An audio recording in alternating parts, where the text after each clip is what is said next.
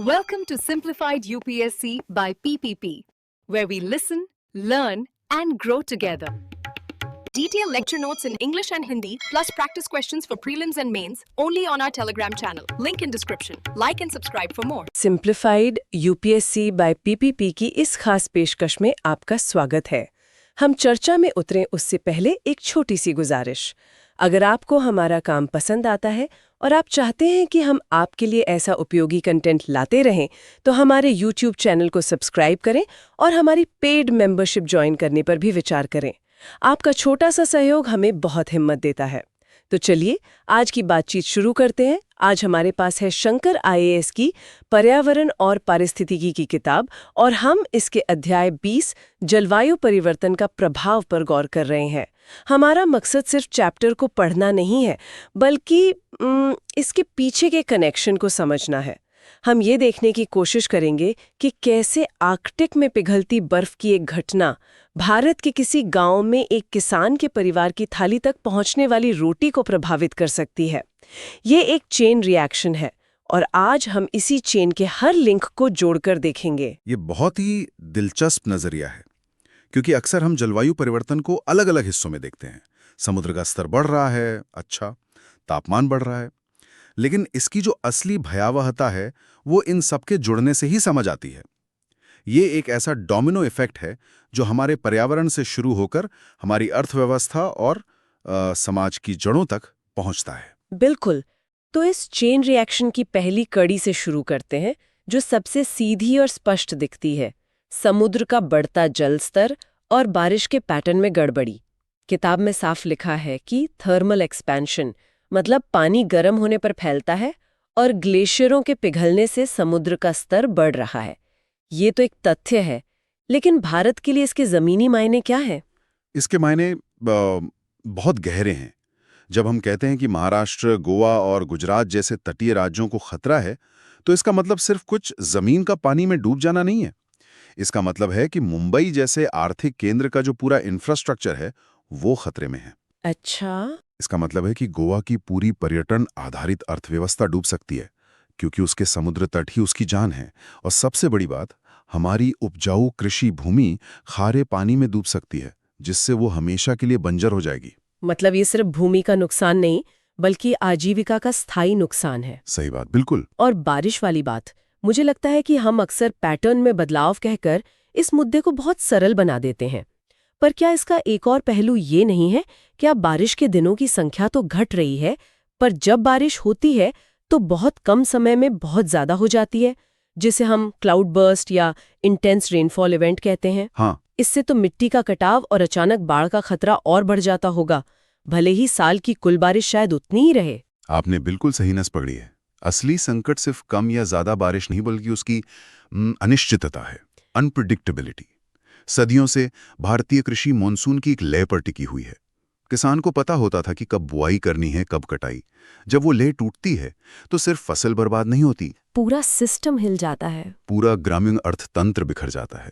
किसानों पर कर्ज का बोझ बढ़ता है, उन्हें शहरों की ओर पलायन करना पड़ता है, जिससे सामाजिक तनाव पैदा होता है। यूपीएससी आपसे यही उम्मीद करता है कि आप इस मौसम संबंधी घटना को इस सामाजिक आर्थिक उथल-पुथल से जोड़कर देखें। ये तो वाकई एक चेन रिएक्शन की तरह लगता है। अब अगर हम इस चेन की अगली कड़ी पर चलें, तो किताब में हीट वेव, बाढ़ और तूफान जैसी चरम मौसमी घटनाओं का जिक्र है। इनका हमारे इकोसिस्टम मतलब वनस्पतियों और जीवों पर क्या असर पड़ रहा है? असर विनाशकारी है। वर्ल्ड वाइल्ड लाइफ फंड की रिपोर्ट के अनुसार कई प्रजातियां इस तेजी से बदलते तापमान के साथ तालमेल नहीं बिठा पा रही हैं। वो इतनी तेजी से ठंडे इलाकों की ओर नहीं जा सकती जितनी तेजी से उनका घर गर्म हो रहा है। और जब हम कोरल ब्लीचिंग या प्रवाल विरंजन की बात करते हैं, तो ये कोई रंग बदलने की साधारण घटना नहीं है। एक मिनट, क्या हम इसे थोड़ा और सरल भाषा में समझ सकते हैं? ये कोरल ब्लीचिंग असल में है क्या? जरूर। देखिए, कोरल या प्रवाल असल में छोटे छोटे जीव होते हैं जो अपने टिश्यूज में एक रंगीन शैवाल मतलब एल्गी को पनाह देते हैं। अच्छा। ये शैवाल सूरज की रोशनी से कोरल के लिए भोजन बनाते हैं और बदले में कोरल उन्हें रहने की जगह देते हैं। ये एक सहजीवी रिश्ता है। ठीक है, लेकिन जब समुद्र का पानी ज्यादा गर्म हो जाता है तो कोरल तनाव में आ जाते हैं और इन शैवालों को बाहर निकाल देते हैं। ओहो। बिना शैवाल के कोरल का असली सफेद कंकाल दिखने लगता है, और क्योंकि उनका भोजन का स्रोत चला गया तो वे भूखे मरने लगते हैं। तो ब्लीचिंग असल में एक पूरे पारिस्थितिकी तंत्र की भूखमरी है। एकदम। और कोरल रीफ्स को समुद्र के वर्षावन कहा जाता है, जहां अनगिनत समुद्री प्रजातियां रहती हैं। ये तो बहुत भयानक है। मैं सोचने पर मजबूर हो रही हूँ कि यूपीएससी इस तरह के अप्रत्यक्ष संबंधों को कैसे टेस्ट करेगा।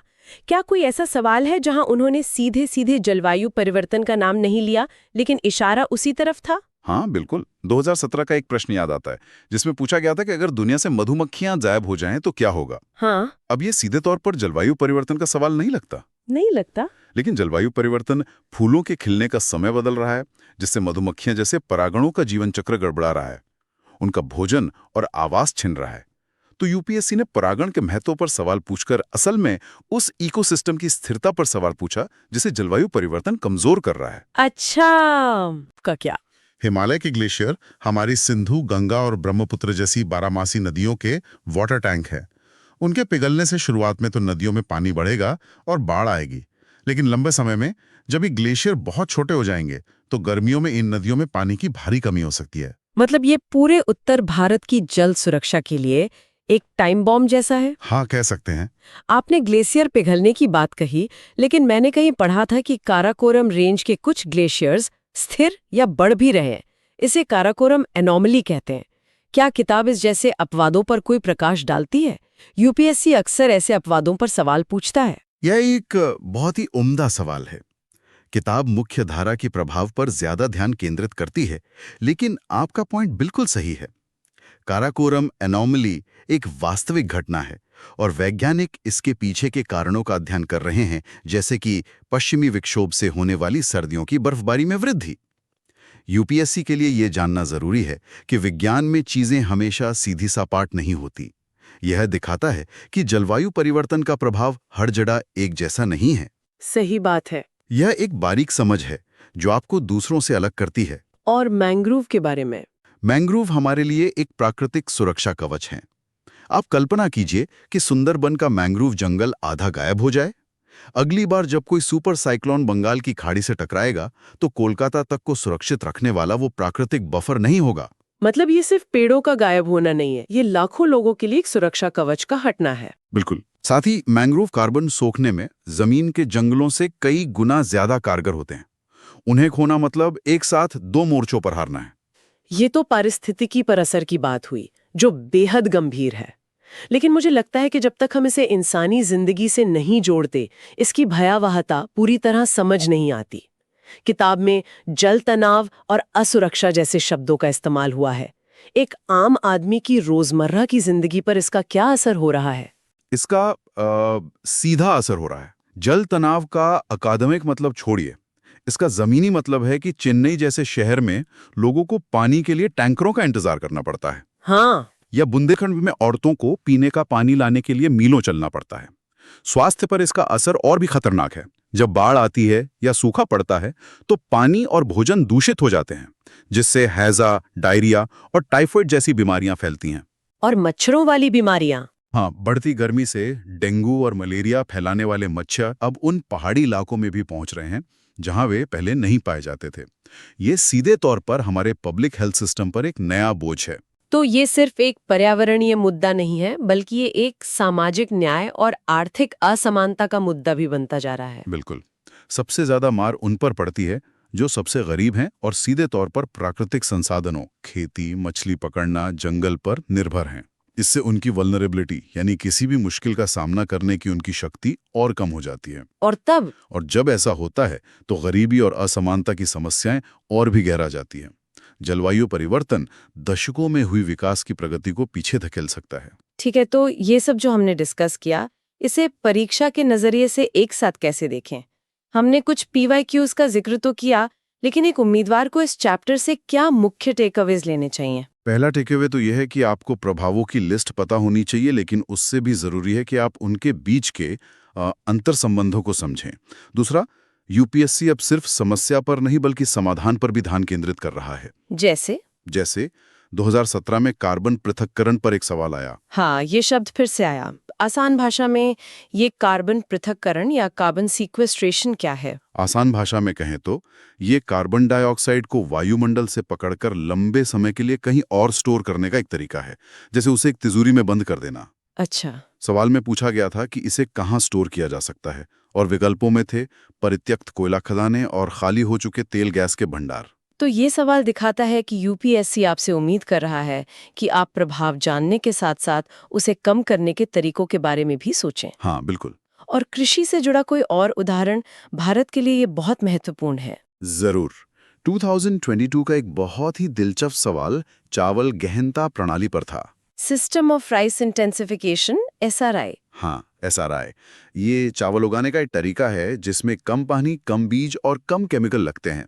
सवाल इसके फायदों के बारे में था, और एक फायदा था मीथेन उत्पादन में कमी।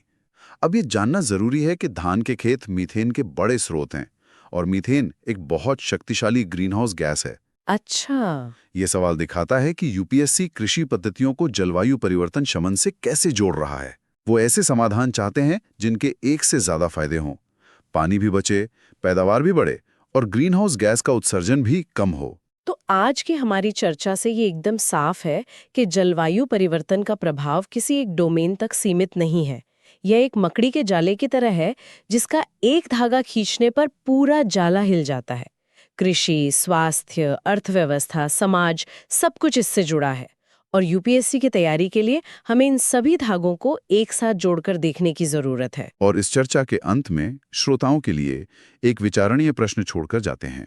किताब में ग्रामीण गरीबों की आजीविका पर पड़ने वाले प्रभाव का उल्लेख है, तो सवाल यह है, जब हम वैश्विक नीतियों, कार्बन क्रेडिट और पेरिस समझौते पर बहस करते हैं, तो भारत के एक छोटे वर्षा सिंचित किसान के लिए जमीनी स्तर पर जलवायु लचीलापन या क्लाइमेट रेजिलियंस का असल में क्या मतलब है?